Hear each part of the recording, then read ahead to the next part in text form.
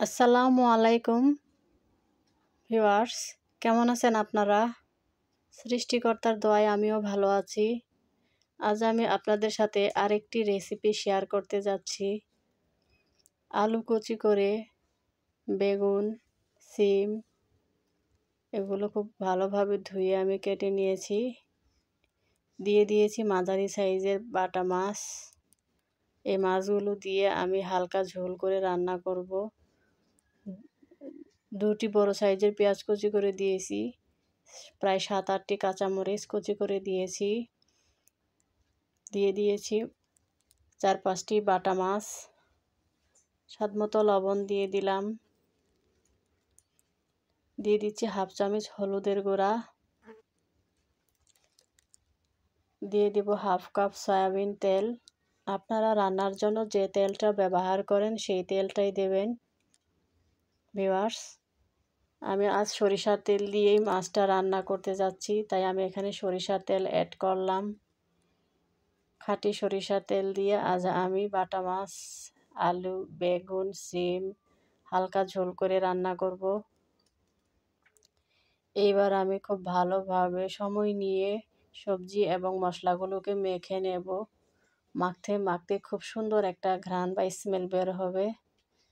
সে পর্যায়ে দিয়ে দেব পানি। রেসিপি বা তরকারি মাখার মধ্যেও স্বাদের পরিমাণটা বেড়ে যায়। অবশ্যই আমরা একটু সময় নিয়ে খুব ভালোভাবে তরকারিটা মেখে নেব।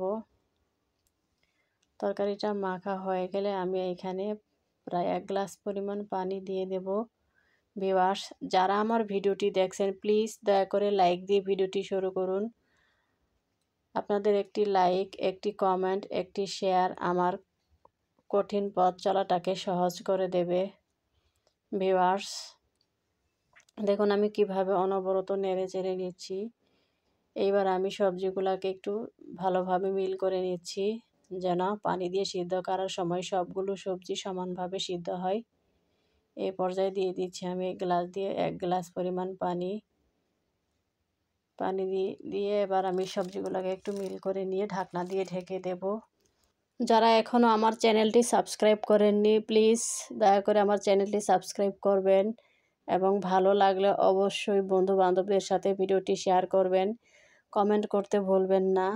ভিউয়ার্স, আপনাদের সুন্দর সুন্দর কমেন্ট পড়তে আমার খুবই ভালো লাগে। পানি দিয়ে আমি কমপক্ষে 5 মিনিট মিডিয়াম টু লো আঁচে সিদ্ধ করে নিলাম বা জাল করে নিলাম।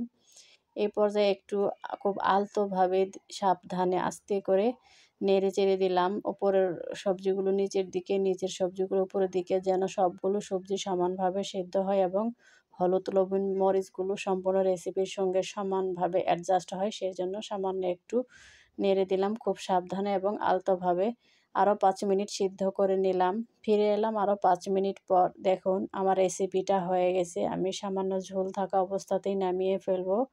তো কেমন লাগলো ভিডিওটি অবশ্যই কমেন্ট করে জানাবেন। আপনাদের কমেন্ট পড়তে আমার খুবই ভালো লাগে। আপনারা খুব সুন্দর সুন্দর কমেন্ট করেন। তো ভিউয়ার্স, আজ এই পর্যন্তই। আবার দেখা হবে নতুন কোনো ভিডিওতে, নতুন কোনো রেসিপি নিয়ে। এতক্ষণ সাথে থাকার জন্য অসংখ্য অসংখ্য ধন্যবাদ।